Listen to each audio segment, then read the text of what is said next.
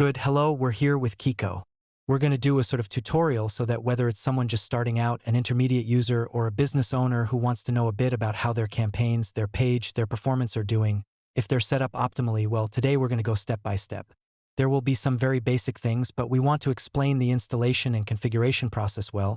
We are going to focus on campaigns that generate conversions so that the measurement and results of these campaigns are the best possible. Well, a campaign has many factors.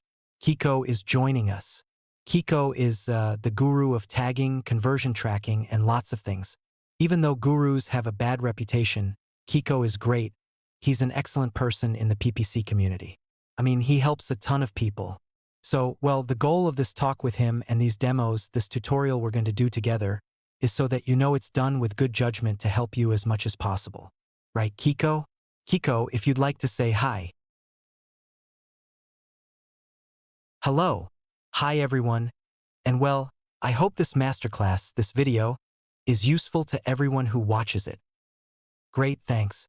The first thing we're going to do is go to a page where we don't have anything installed. I had started installing SiteKit, but you've already told me it's a bad option. That's the first lesson. It's a plugin you can install for tracking. Alright, so let's remove it.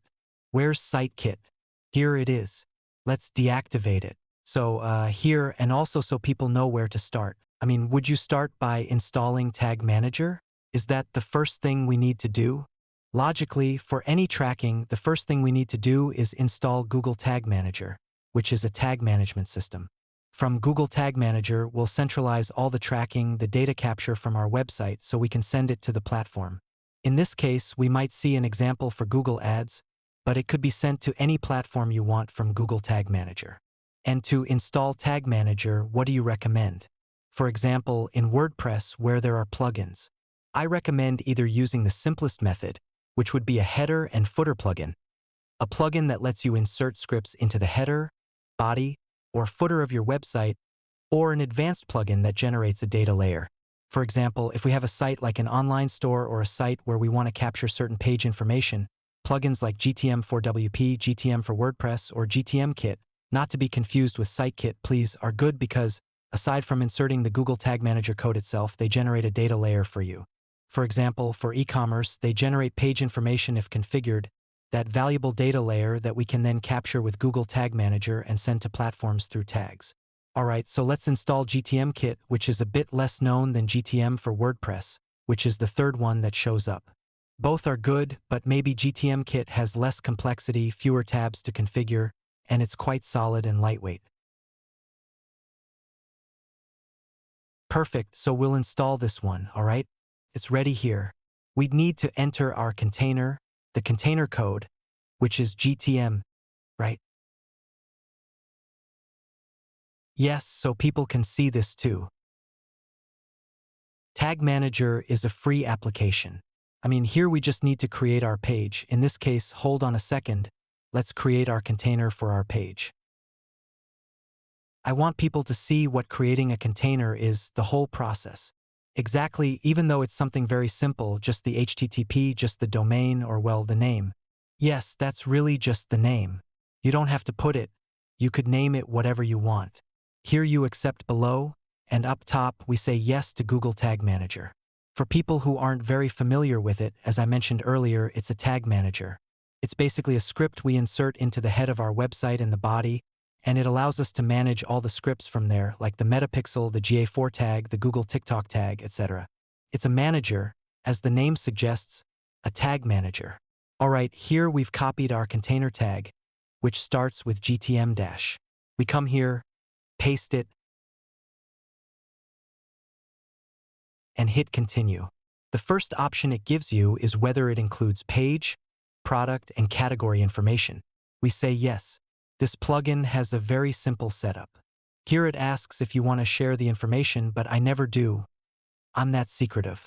And here we are, done. Perfect. Yes, pretty convenient, pretty good. This is correct. There's a warning here about a small bug, saying we haven't inserted the code, but it's actually inserted. It's a minor bug in this latest update. If we go, for example, to edit the container within the plugin, got it, in the plugin, yes, we see it's active. Here it gives us two options. Either inject the code or, for example, we could have the option to only generate the data layer. For people with e-commerce sites, if we have the code inserted somewhere else, it would only generate this data layer you mentioned, which has the information we use for triggers and tags. But in principle, our code is injected here, so we shouldn't need to do anything. Alright, hit save. Well, if it hasn't saved yet, no, in principle, it's done. It's configured. The first thing we need to do is check that it's actually loaded. We can go back to Google Tag Manager and, by clicking not on the preview but on the same ID you copied earlier, yes, they added that a while ago, so we can do it right here. We enter our page's address here, a check to see if it's inserted. If by any chance it doesn't show up, we might need to clear the cache or something because it didn't pick it up. But here it's confirming that it's detected the code. Great. So, just to summarize, in principle, we install Tag Manager. Yes, we install Analytics. We'll do that now with Tag Manager. We're going to install our widget to capture leads. So here, when installing Tag Manager, don't use Google Sitekit. They're going to kill me, but oh well, making friends along the way. And you say to use some plugin, not just any plugin, but something like GTM for WordPress or GTM Kit. Yes, GTM for WP or GTM Kit. Here, these work quite well with WordPress. If we were on any other platform that wasn't WordPress, say PrestaShop, we'd still need to insert it the same way, either in the code, in the header and body, with the tracking scripts they give us when we create the container, or with some module, or by inserting it through someone with the knowledge to do it, like the person handling maintenance. You just give them instructions about the code they need to insert. Exactly. I mean, this tutorial is for people running ad campaigns or starting to run ad campaigns, as well as people who have a business and a website. What we're saying is that it's also your responsibility to know how things are done at a basic level, so you can tell if they're being done well in your business or not. That's one of the goals of this, even if you don't have advanced knowledge, so that anyone involved in a digital business or managing a website has some minimum knowledge. Because all these tags, whether it's Google Tag Manager or any tag we insert into our site, are part of a business's assets. We mustn't forget that. So, for you, the next step would be installing Analytics. Yes, let's install GA4. Here we have an Analytics account. Another important thing, everything we're seeing here is free. I mean, if someone tells us this costs money, that's not true. Analytics is free, Tag Manager is free. These are things that, in principle, shouldn't cost us anything. Plus, the plugins, both of them, don't have premium versions or anything. I mean, they have all the features. Well, I think GTM Kit has added some extras, but they're perfectly functional, and I've never needed to use any premium features. Perfect. So here, what we've done is go to Analytics, Data Streams. Exactly, data streams. And the important thing is not to confuse it with the stream ID. I've seen some tracking projects where they accidentally copied the stream ID and weren't getting any data. Perfect, always copy this code. We go to our Tag Manager account, and before going to the tag, let's go to variables. Because I recommend that instead of inserting the ID repeatedly in every GA4 tag or any other platform tag we create, we use variables. Let me explain the parts of Google Tag Manager. It has tags, which are basically the link between Google Tag Manager and the platforms, the scripts that execute and send information to the platforms, in this case GA4. Then we have triggers, which are the conditions that need to be met for a tag to fire. And finally, we have variables, which are storage for information that we can later use in both triggers and tags. I always recommend that, for example, IDs be put into a variable. In this case, let's create a variable down here at New, and we'll select a constant type variable. Scroll down.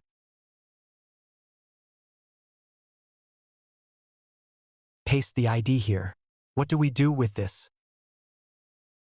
We've stored that value, and we'll use it in all the GA4 tags we use in our container. Is that correct? I only use very specific naming conventions, but I admit I'm a bit obsessive. Let's call it GA4 measurement ID. Let's call things what they are. And another thing I always recommend within Tag Manager containers is to try hit save up there to keep everything organized and use semantics. I mean, the Spanish language is beautiful, languages in general are beautiful, even in English. Use naming conventions so that anyone looking at a container knows what each element means. Try to avoid excessive use of abbreviations and codes. And let's call things by their names. Alright, so we've got that measurement ID that we'll use for the tag. Now let's go to Tags, hit New, and in this case, we'd select not Google Analytics, but Google Tag. Here we'd click on this little piece and select the ID variable. As you can see, by default, it picks the All Pages trigger for initialization.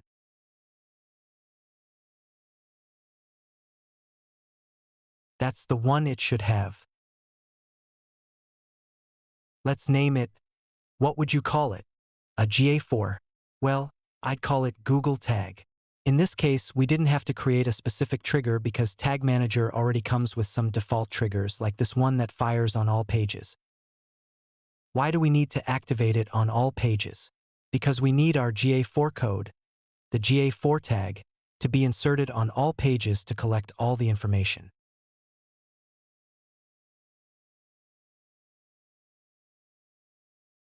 If we do a preview now, don't hit Submit yet. Not yet. Let's hit Preview. We always need to test and review everything when we make any implementation, because a number might be off or something in the site's URL might be wrong. There we are, Continue.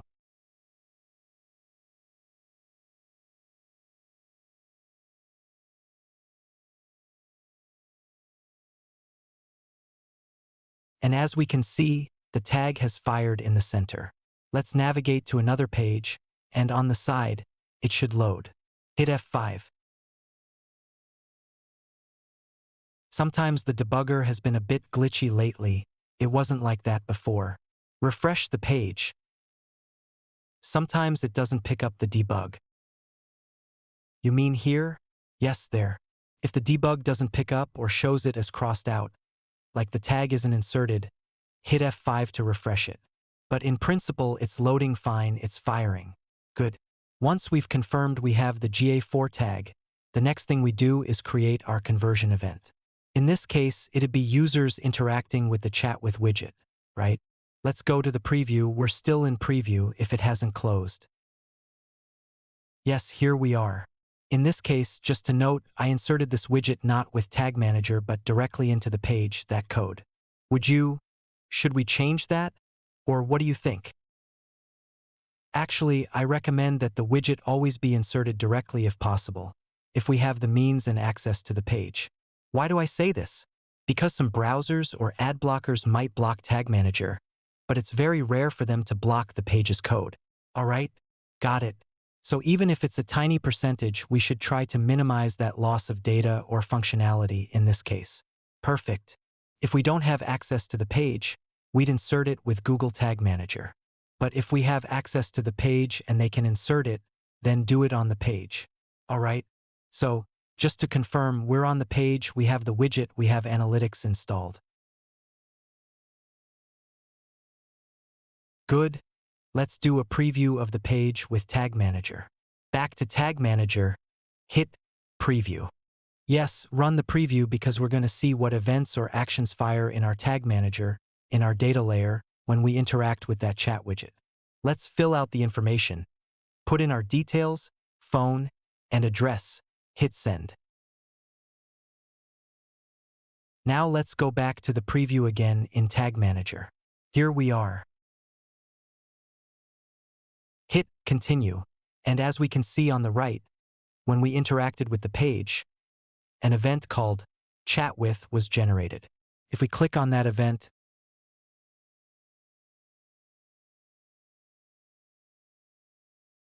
click on the event up top, yes, there. Click up where it says APIC Call.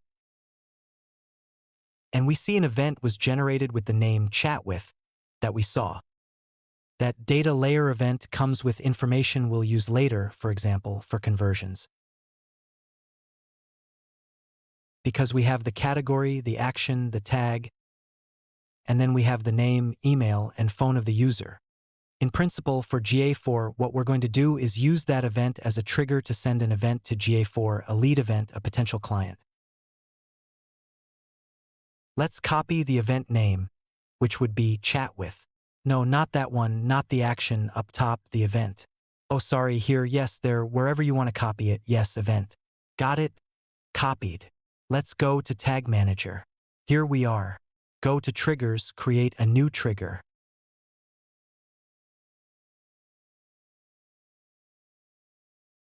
Alright, here we are. Click in the center and look for the trigger type, Custom Event.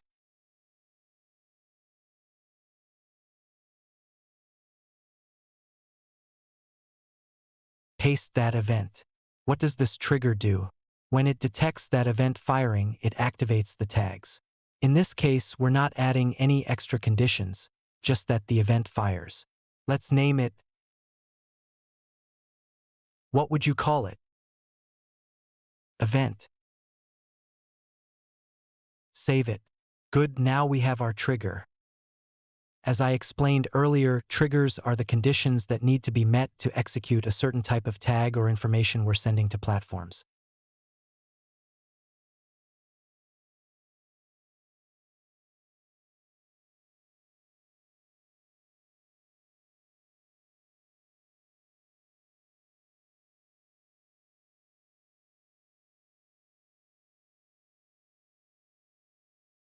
So we've got the trigger. Now we'd go to the tag. In this case, we'll create a GA4 tag, a new one. Up here, yes, Google Analytics, and select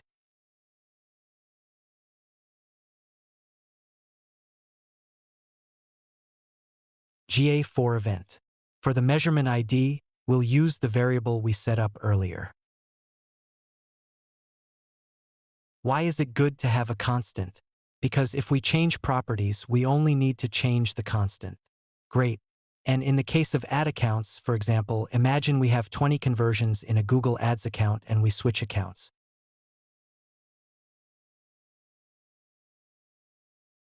Having a constant avoids copy-paste errors where a variable might fail because a letter got left behind. And for the event name, let's put lead. I tried using lowercase. No worries, GA4 accepts it. It accepts almost anything. Well, there are certain symbols it won't allow, but to follow some norms, and now for the trigger, we'd use event chat with. Save it, but let's name it GA4 lead event. Always indicate where the tag is pointing.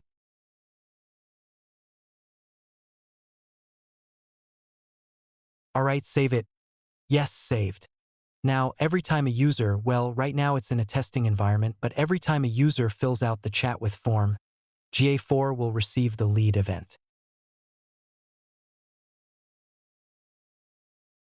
It'll receive it with all the default event parameters GA4 collects, like what page it happened on, the referring page. If it's from a campaign, it'll pick up the UTM source, UTM medium, etc. All those parameters are collected autonomously by the tool. We could add extra parameters to the tag. But since this is a class for beginners to slightly advanced, starting from scratch, we'll stop here.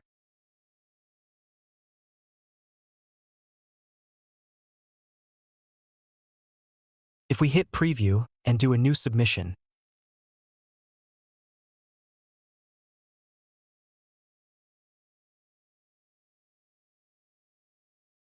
preview loads.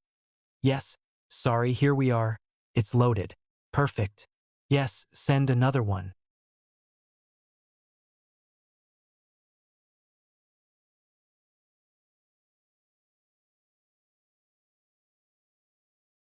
There it is, GA4 event lead.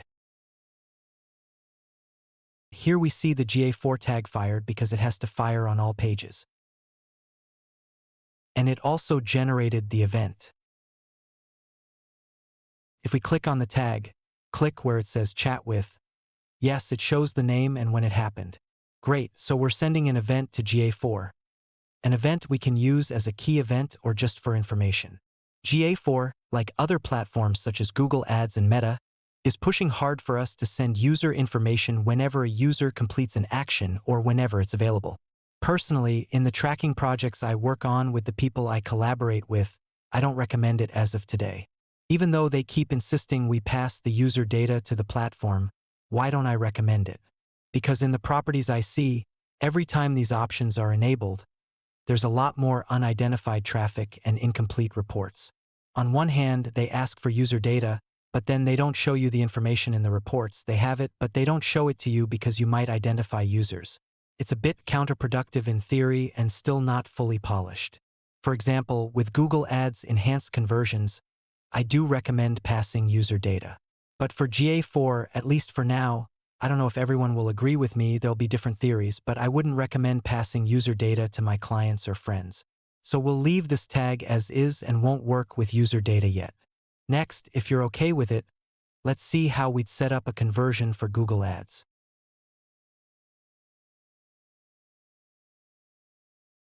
Where do we go? Back to Google Tag Manager.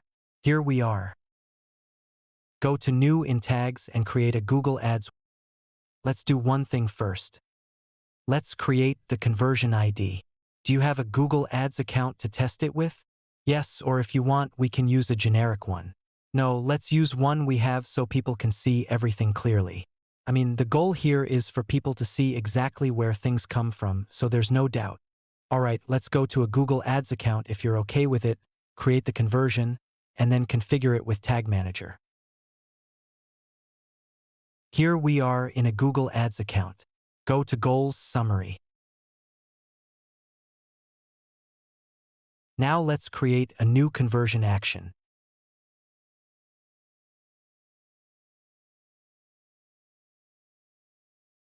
We need to enter the domain. Put the URL. Alright, here we are. Let's see if it works.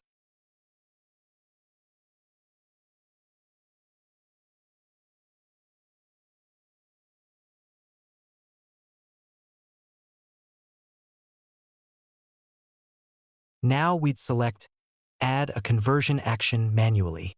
Up top, select the category. In this case, it'd be Form or Lead Form Submission in Spanish.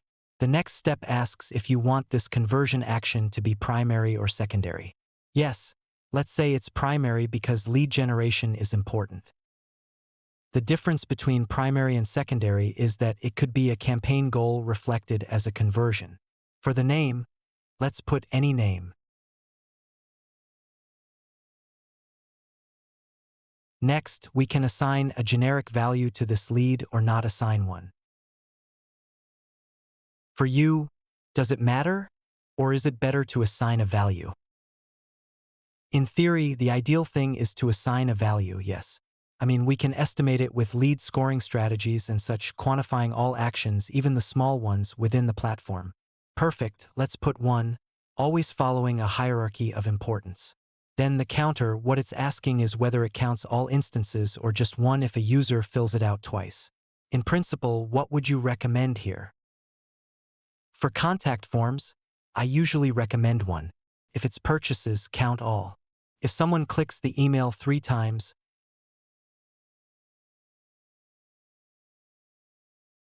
I don't want it to count 3 times. Exactly. Great, that's perfect.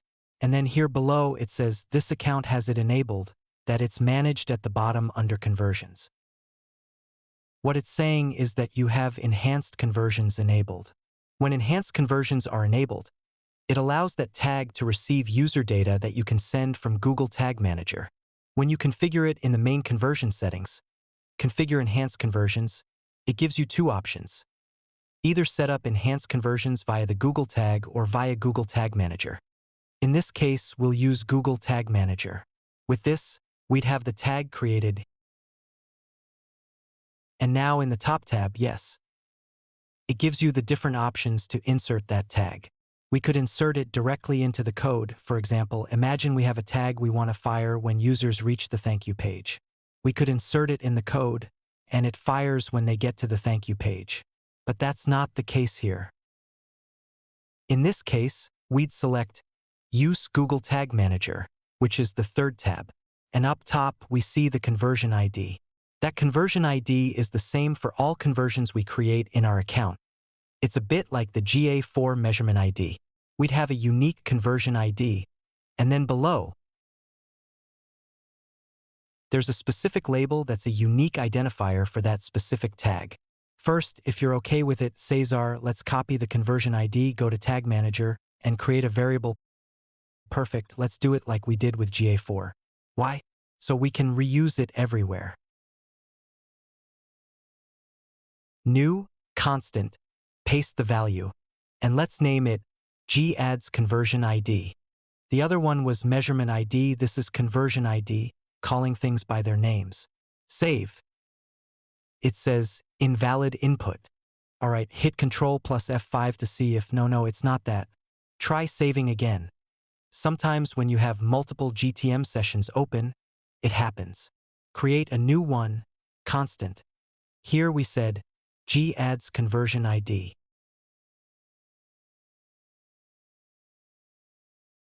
Save, yes, now it worked.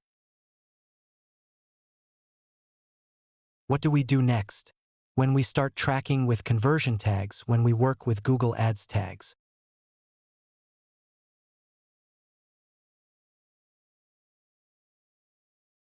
Let's go to tags and create the conversion linker. The conversion linker is essential to associate the clicks users make on ads with the different actions they take while navigating our site. Conversion linker. And we activate this tag on all pages. No, don't enable linking there. Oh, that's not it. That action adds a code to our URL when the user navigates. Some Google technical accounts recommend enabling it. I don't notice much difference.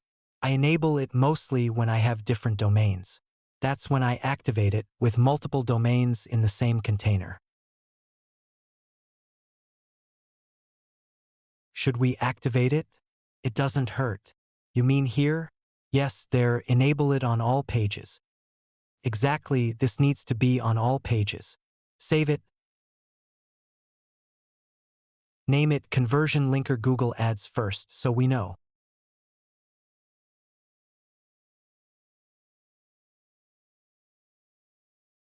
Sorry for insisting, but I'm a stickler for this.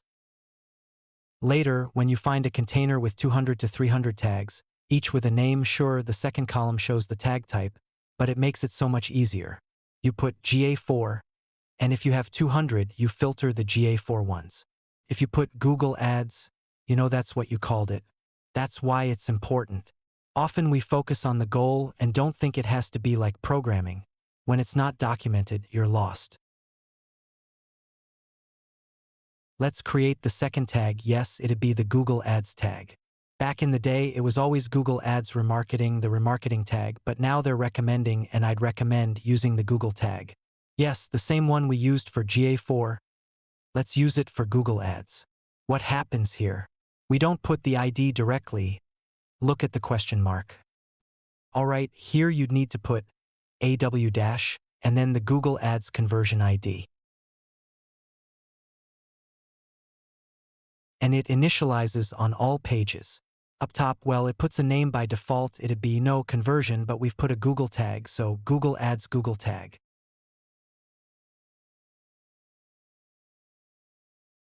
Yes, that's what they call it, Google tag. Save it, good. Let's say we've inserted what we did with GA4.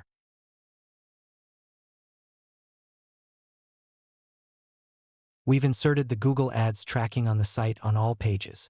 Now we'll proceed to create and configure the conversion we created earlier on the platform. Let's create a new tag. What type? It'd be a Google Ads tag. Yes, Google Ads conversion tracking, or Google Ads conversion tag. For the conversion ID, we put ours, yes, that one. And for the conversion label, we put the second code generated when we created the conversion in Google Ads. Important.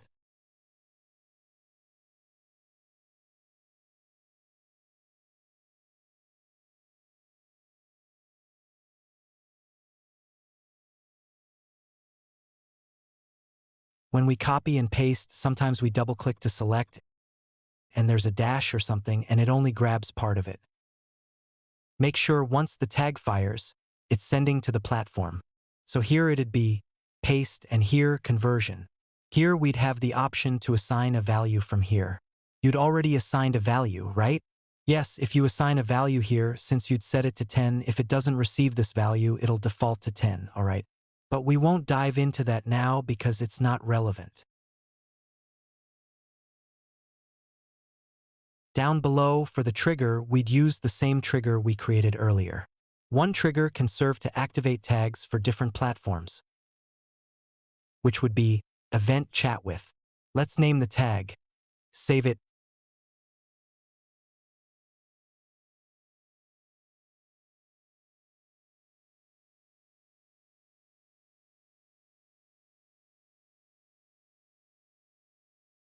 With this, if we run the preview again, let's run it because we want more information in this case.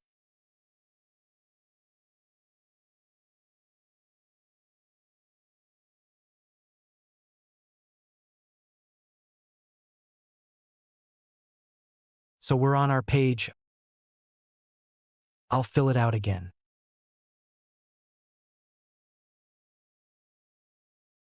We see it fires, the Google Ads tag we just created fires. Let's pause a bit because now we want more information.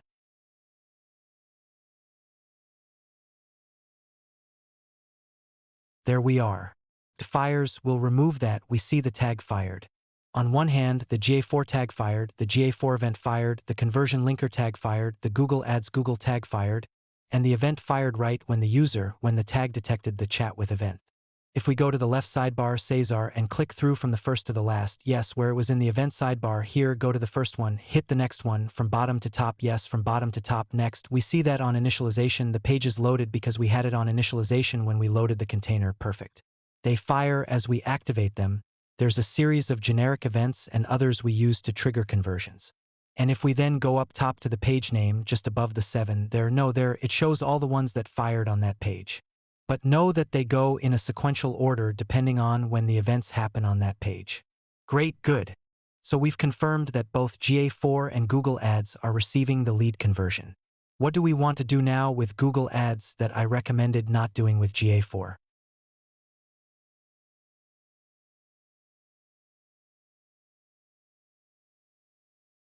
With Google Ads, we'd send the user data, unlike with GA4. Here we see it fires, we'll mark it as configured. If we scroll down, it'll say it's inactive, normal, because we just created it. Good, we'll leave it there for now. It hasn't received activity yet.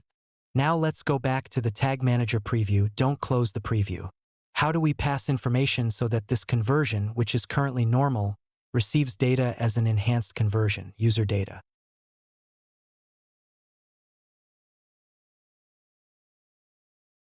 Go to the Chat with event, expand the data that appeared in the event up top. And in this case, to create an enhanced conversion, we'd need to provide that Google Ads tag with user information. How do we grab that information from this data layer? Well, like we did earlier with the conversion ID or GA4 measurement ID, let's create a variable, in this case a data layer type, to capture that information. First, copy the CV_email. Yes, that one, copy it. Go to Tag Manager, Variables. Create a new one, data layer variable. Here we are. What does this variable do? It captures data layer elements by their name. In this case, this one. Name it DL_email. All together. Yes, like that. Save it.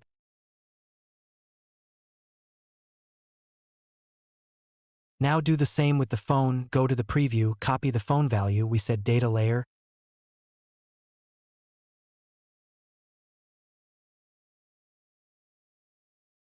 Here's the variable, and up top, name it.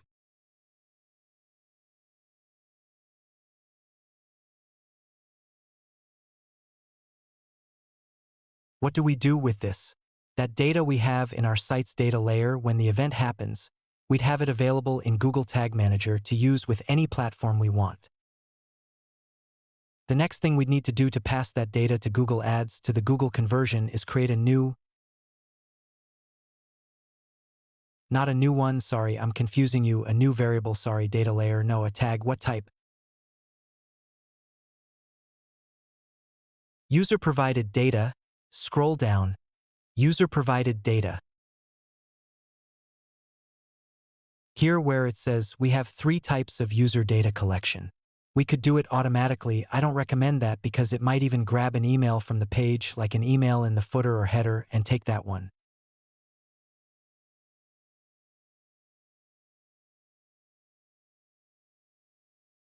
If there's no other option, you can test it, and if it grabs the right one, great, but in this case, we'll use manual configuration. We have automatic, manual, and code. The code is for advanced users. Here we'd put the variables we generated. Perfect, we've got both. Save the variable. This would be user data. This is like an intermediate variable that the Google environment uses. You can use it for both GA4 and Google Ads, and it lets us use user data within that tag. You don't send the raw data directly. Let's go to our Google Ads tag we created earlier, lead event chat with. I think you created this one's for GA4. Go to the Google Ads for GA4, even though they also have the option to provide user data.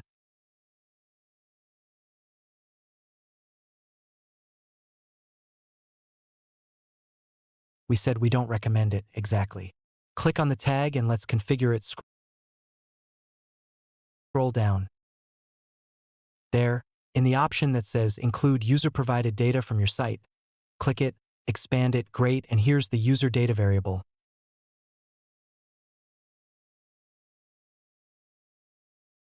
Save it, and let's do another preview.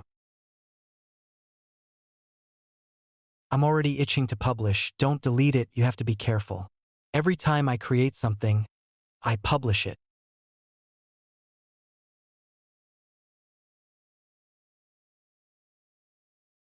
No, wait a second. Let's see if it works now. Yes, perfect. All right, it says yes, continue. Open it here. Exactly. Launch it. There it is.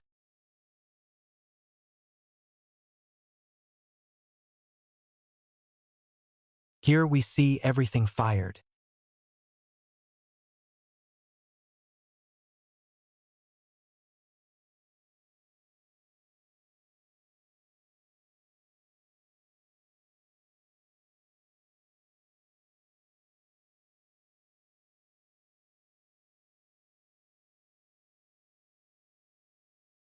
If we click on the Google Ads tag, the last one,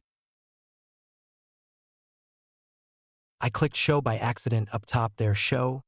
Yes, and now click up top on the right where it says up top on the right, up. Oh, here it is, here we have it. It's showing the data we're sending to Google Ads. If we went into the console, we won't get into that technical part. That data isn't sent exactly as we're seeing it here. That data is sent encrypted and tied to a server request with an M for email, for example.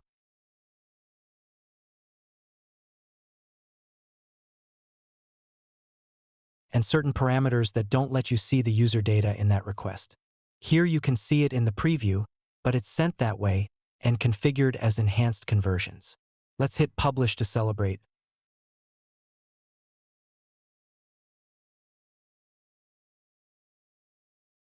I've got to go, I have something else at 6, sorry, I have to run. But with this, it's a fantastic complete package. With this, you've got all the integration you need with the widget, for Meta, for everything else, because the trigger is the same, the user data is already captured to use however you want, and we've seen it all. For GA4, I don't recommend it because I don't do it. I'm not sending user data because it spikes my unidentified traffic. They ask for it on one hand, but then the reports are super incomplete because they say, Well, you don't have enough data for us to show it because we'd have to personally identify users. So that's why I don't recommend it. If someone wants to test it, do it in a test environment. But this was kind of for that. This was for a business owner to have a manual they can follow, or someone who builds websites but has never run campaigns, or someone who works with WordPress and wants to start running campaigns to improve their clients' results. With this, you've got a guide. And above all, that's why not everything, because if there are no conversions, campaigns these days are worth very little. I mean, traffic campaigns, click campaigns, or things like that.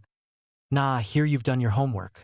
There are other solutions out there that don't generate this data that you guys do generate. I'm seeing it firsthand, and if someone isn't familiar with the environment, it might seem complicated. But the good thing about Chatwith is that it has that information readily available for the user. If the website owner doesn't have the knowledge, for people like me, tools that provide that info make it easy. Other tools are very closed off and it's hard to measure, and logically, if you don't measure, you can't optimize. Hey Kiko, a million thanks. I'll edit this now, we'll publish it, and I'll let you know as soon as it's up. Let's give it a little push. Sorry, I've got to run. Off to grab a coffee. All right, a million thanks.